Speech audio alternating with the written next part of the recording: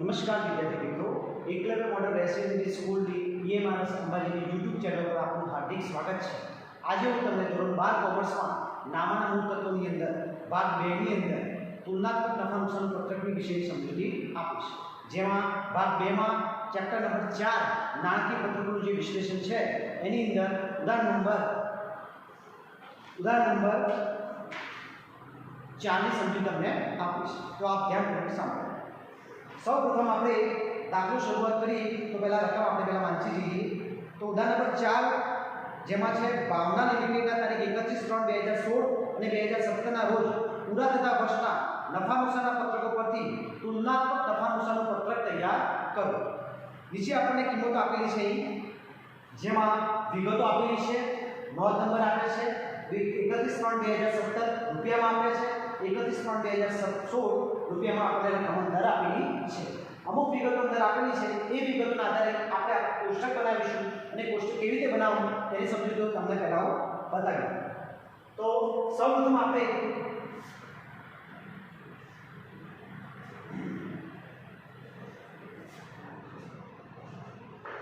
કોષ્ટક દોરીશું જેનું આપણે કોષ્ટક બનાવવાનું છે તેનું આપણે નામ સાથે ઉપર વિગત લખવી પડશે। તો આપણે કોષ્ટક બનાવતા પહેલા આપણે વિગત દોરી નાખો।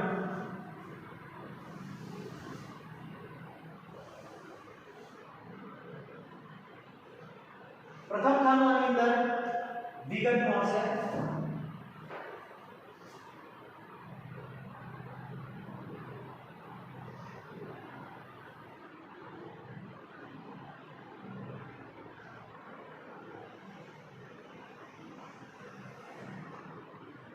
ત્યારબાદ બીજું ખાનું આવશે નોંધ નંબર,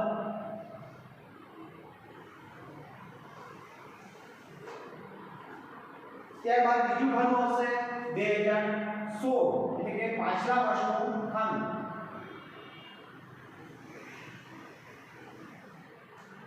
પછી 2017,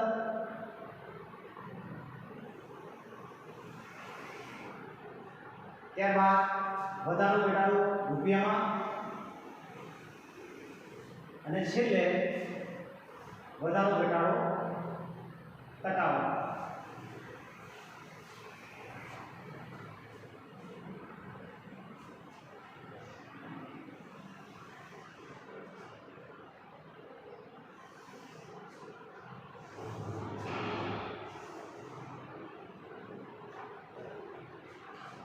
પ્રથમ ખાનું આવશે જેમાં આપણે લખીશું વિગત।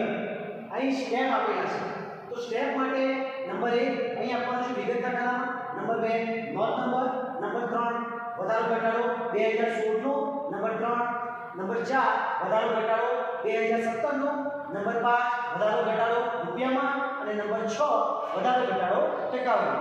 તો સૌપ્રથમ આપણે ઉપરની વિગત પહેલા લખી દઈએ।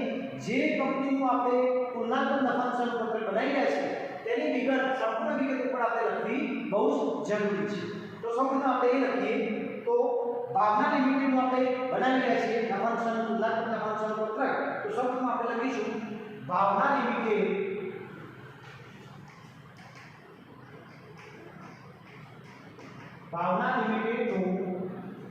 તારીખ 31/3/2016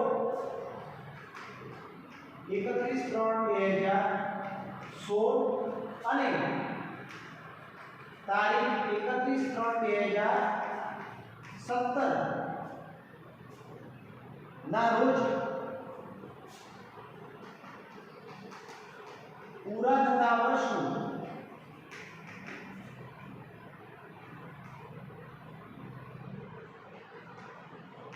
તુલનાત્મક નફા નુકસાનનું પત્રક।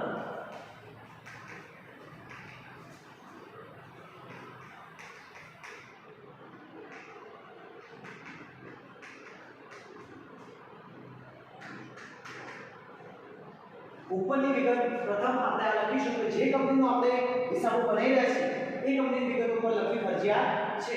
તો ભાવના લિમિટેડની તારીખ 31/3/2016 અને તારીખ 31/3/2017 ના રોજ પૂરા થતા વર્ષનું તુલનાત્મક નફા નુકસાનનું પત્રક। સૌપ્રથમ વિગત આપણે આ લખવી પડશે। ત્યારબાદ આ પ્રમાણમાં આપણે કોષ્ટક બનાવીશું।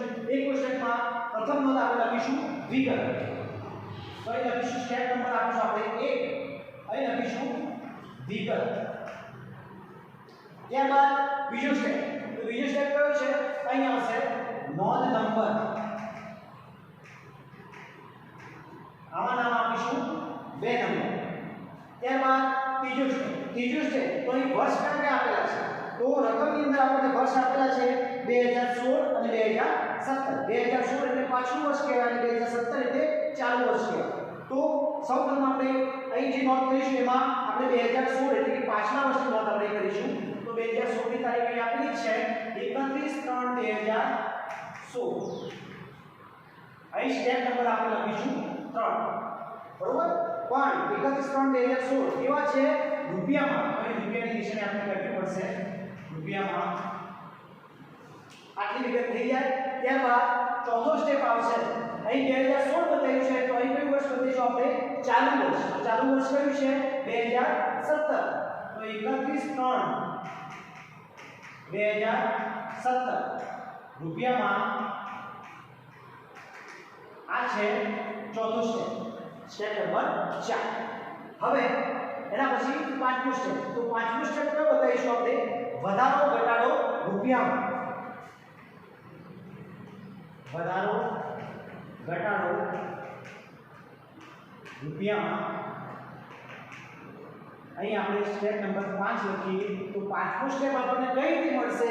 તો એનો સ્ટેપ અહીં આપણે બતાવી દઈએ કે ચોથા સ્ટેપમાંથી ત્રીજો સ્ટેપ આપણે શું કરીશું? બાદ કરીશું, ત્યારે પાંચમો સ્ટેપ આપણને મળશે. અને છેલ્લો સ્ટેપ આવશે વધારો ઘટાડો. કેવો? ટકાવારી. તો અહીં ટકાનું નિશાન કરીને બતાવીશું આપણે નંબર 6, છઠ્ઠો સ્ટેપ. તો છઠ્ઠો સ્ટેપ આપણે કઈ રીતે મળશે? તો અહીં ગણતરી કરીશું પાંચમો સ્ટેપ ભાગ્યા ત્રીજો સ્ટેપ ગુણ્યા 100. પાંચમો સ્ટેપ ભાગ્યા ત્રીજો સ્ટેપ ગુણ્યા 100.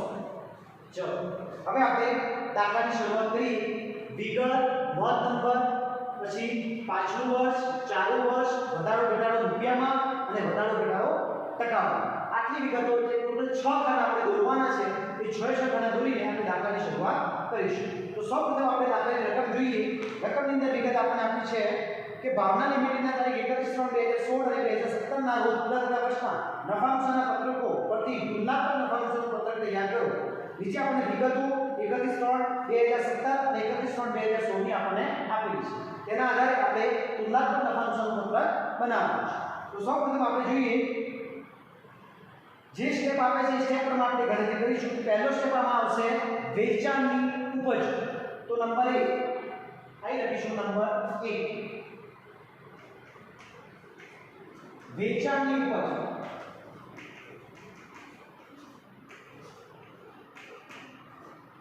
વેચાણની ઉપજ નોંધ નંબર અંદર કોઈમાં આપેલા નહીં હોય તો ત્યાં આપણે કઈ લખવાનું નથી.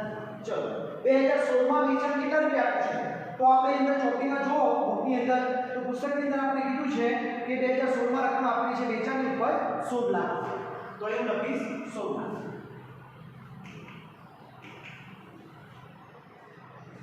ત્યારબાદ 2017 માં વિગત કેટલી આપી છે?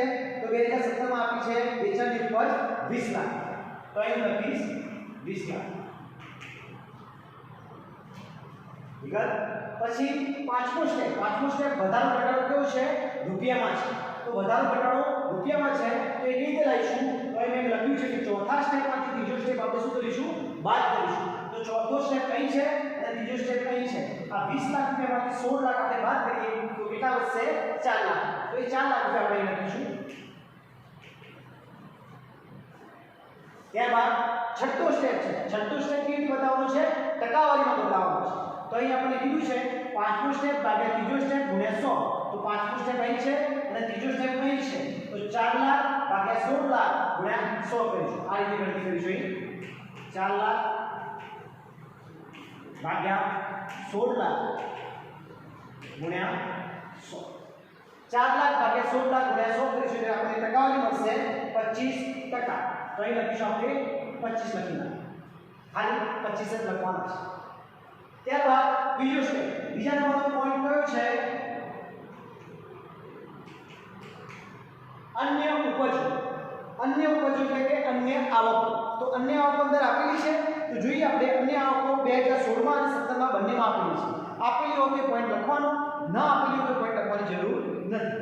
તો અન્ય આવકો આપણને આપી છે 2016 માં 4 લાખ. અહીં લખીશ અન્ય આવકો.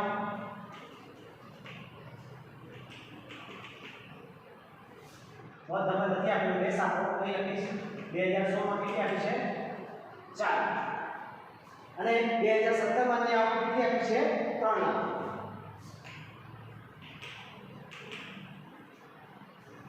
ત્યારબાદ વધારો ઘટાડો રૂપિયામાં એટલે કે અહીં ચોથા સ્ટેપમાંથી ત્રીજો સ્ટેપ આપણે વાત કરીશું. તો ચોથો સ્ટેપ અહીં છે અને ત્રીજો સ્ટેપ અહીં છે. 3 લાખમાંથી 4 લાખ બાદ કરીએ તો રકમ આવશે -1 લાખ રૂપિયા.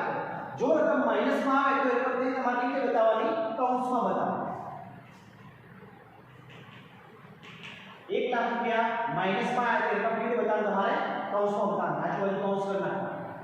છેલ્લે ટકાવારી નીકાળવાની. ટકાવારી માટે પણ આપણે કોઈ બતાવ્યો છે કે પાંચમો સ્ટેપ ભાગ્યા ત્રીજો સ્ટેપ ગુણ્યા 100 એટલે 1 લાખ ભાગ્યા 4 લાખ ગુણ્યા 100 કરો એટલે આપણે ટકાવારી મળશે 25. અને આ 25 કેવા મળશે માઈનસમાં, કારણ કે અહીં રકમ કેવી હતી માઈનસમાં હતી માટે જે ટકાવારી લખી એ પણ આપણે કેવી લખવાની માઈનસમાં જ લખવાની. ચલો પ્રથમ પોઈન્ટ પૂરો થઈ ગયો. હવે આપણે સરવાળો કરીશું તો ત્રીજા નંબરનો પોઈન્ટ આવશે કુલ આવકો. તો કુલ આવકો આપણે જોઈશું. આ રીતે લીટી ખેંચી નાખો પહેલા.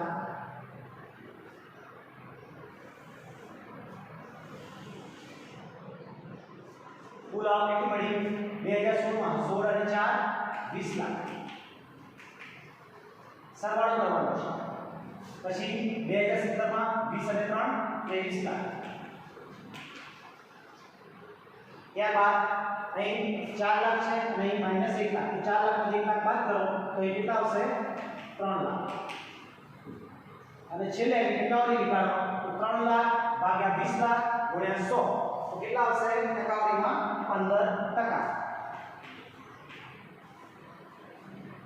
કુલ આવક મળી ગઈ. ત્યારબાદ ચોથા નંબરનો સ્ટેપ આવશે ખર્ચા. નંબર 4.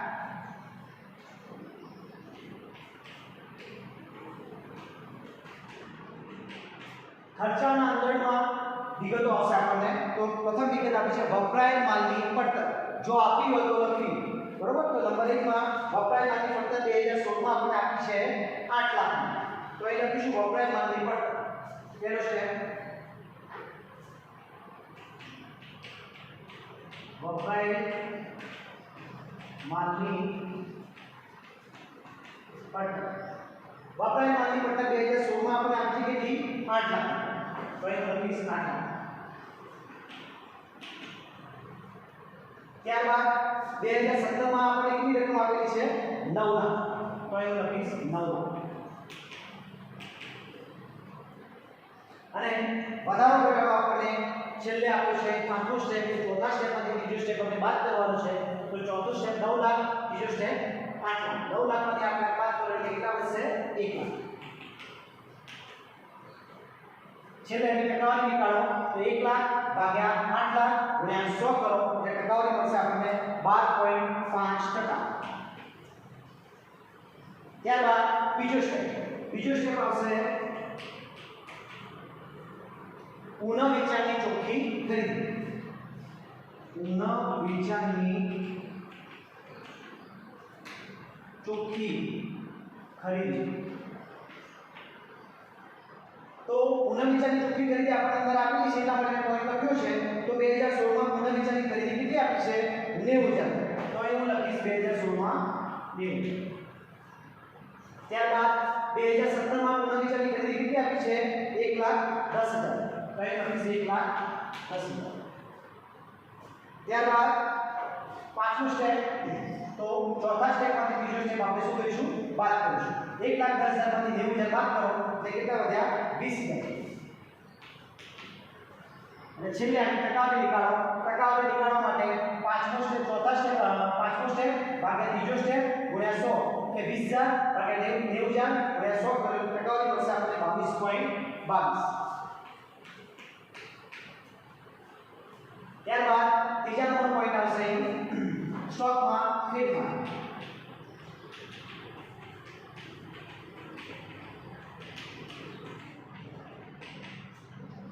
સ્ટોકમાં ફેરફારમાં 2016 માં વિગત આપણે આપી છે 50,000 રૂપિયા અને 2017 માં પણ કેટલી આપી છે 50,000. ત્યારબાદ પાંચમો સ્ટેપ આપણે જોઈશું કે ચોથા સ્ટેપ માંથી બીજો સ્ટેપ બાદ કરી તો 50,000 માંથી 50,000 બાદ કરીએ તો કેટલું થતું નથી. તો અહીં ટકાવારી રૂપિયામાં વધારો ઘટાડો રૂપિયામાં કે વધારો ઘટાડો ટકાવારીમાં કંઈ પણ વિગત અહીં આવે નહીં. માટે અહીં આપણે શું લખીશું ડેશ લખીશું. ત્યારબાદ ચોથો પોઈન્ટ છે કર્મચારીના લાભના ખર્ચા.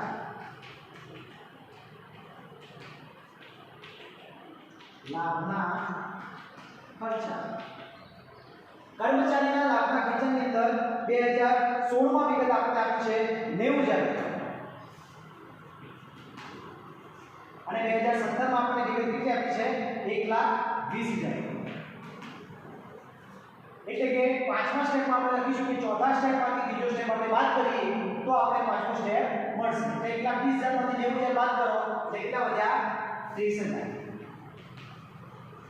અને છેલ્લે વધારો ઘટાડો ટકાવારીમાં એટલે કે પાંચમો સ્ટેપ ભાગ્યા બીજો સ્ટેપ ગુણ્યા 100 કરીશું એટલે 30,000 ભાગ્યા 90,000 ગુણ્યા 100 કરીએ એટલે આપણે ટકાવારી મળશે 33.33%. ત્યારબાદ છઠ્ઠો પોઈન્ટ આવશે નાણાકીય પડતર.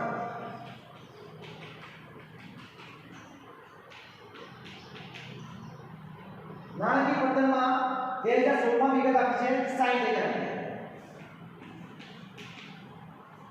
અને 2017 માં વિગત આપી છે 40,000. પાંચમો સ્ટેપ 40,000 માંથી 60,000 બાદ કરીએ તો રકમ આવશે -20,000. તો માઈનસમાં રકમ આવે તો એ રકમ આપણે કેવી લખીશું કૌંસમાં લખીશું. ત્યારબાદ છેલ્લેની ટકાવારી કાઢી આપણે તો 20,000 ભાગ્યા 60,000 ગુણ્યા 100 કરો તો ટકાવારી આપણે મળશે 33.33%. પણ 33.33% કેવા લખીશું આપણે માઈનસમાં લખીશું કારણ કે અહીં રકમ આપણને કેવી આપી છે માઈનસમાં આપી છે. ત્યારબાદ સાતમા નંબરનો પોઈન્ટ છે ઘસારો. માંડી વાળે ઘસારો.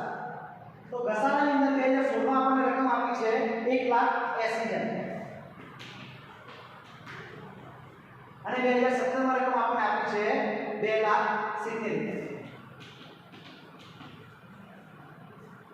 છેલ્લે વધારો ઘટાડો રૂપિયામાં આપણે જોઈએ તો 2,70,000 માંથી 1,80,000 બાદ કરો તો ડિફરન્ટ આવશે 90,000. ત્યારબાદ છેલ્લો સ્ટેપ છે વધારો ઘટાડો ટકાવારીમાં તો 90,000 ભાગ્યા 1,80,000 ગુણ્યા 100 કરીશું તો આપણને મળશે ટકા 50. આટલી વિગત થઈ ગઈ. હવે ખર્ચાઓના બધા જ પોઈન્ટો આપણે પૂરા થઈ ગયા છે. સૌપ્રથમ પોઈન્ટ વપરાયેલાની પડતર, પછી પુનઃ વેચાણની ચૂકવી ખરીદી, સ્ટોકમાં ફેરફાર, કર્મચારીના લાભના ખર્ચા, નાણાકીય પડતર અને માંડી વડે ઘસારો. હવે એના પછી આપણે કુલ ખર્ચાઓ આપણે લખીશું તો આ ખર્ચાનો આપણે સરવાળો કરીશું.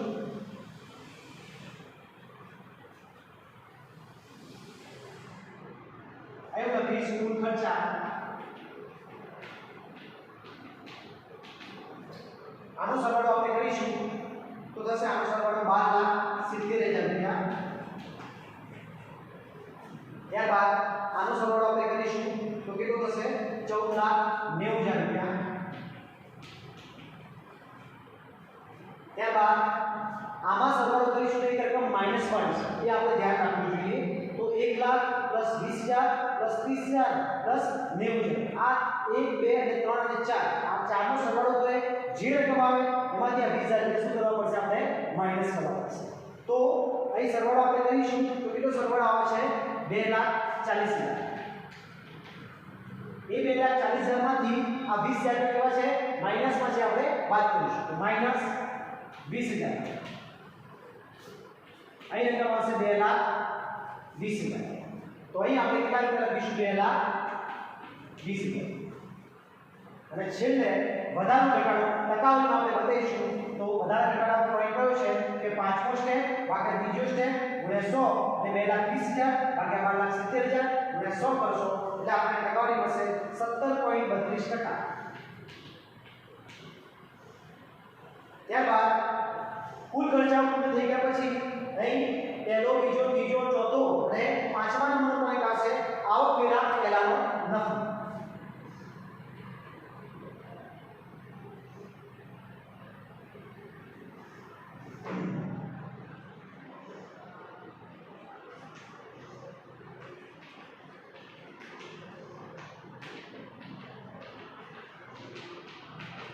આવકવેરા પહેલાનો નફો તો જો આવકવેરા પહેલાનો નફો આપણે કેવી રીતે મળશે?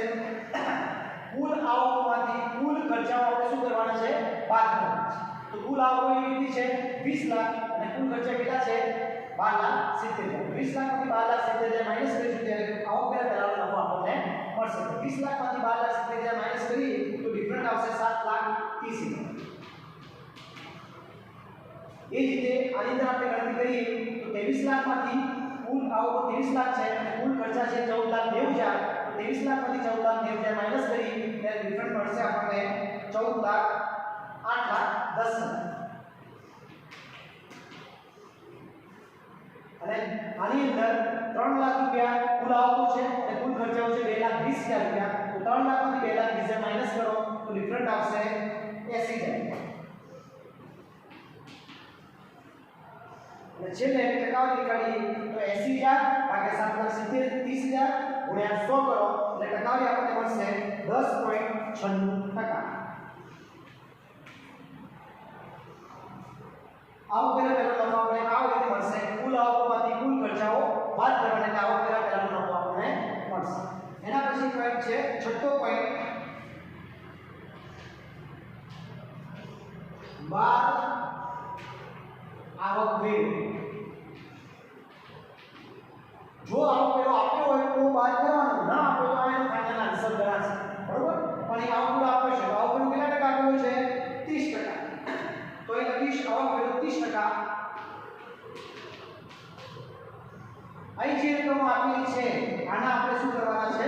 30% કરવાના છે. તો 7,30,000 ના 30% કરો તો કેટલા આવશે?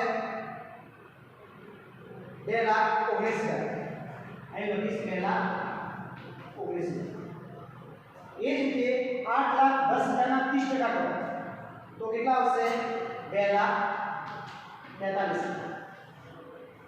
એ જ રીતે 80,000 ના 30% કરો એટલે કેટલા આવશે? 24,000.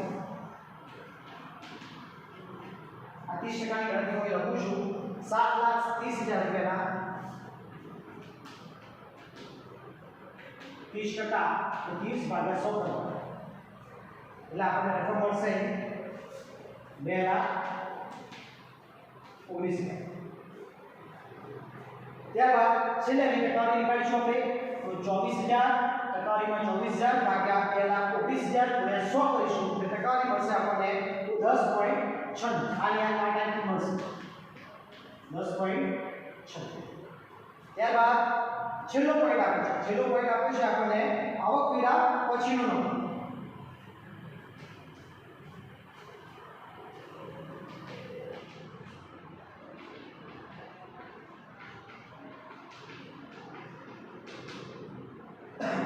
એવું ઇન્ડિકેશન છે ના.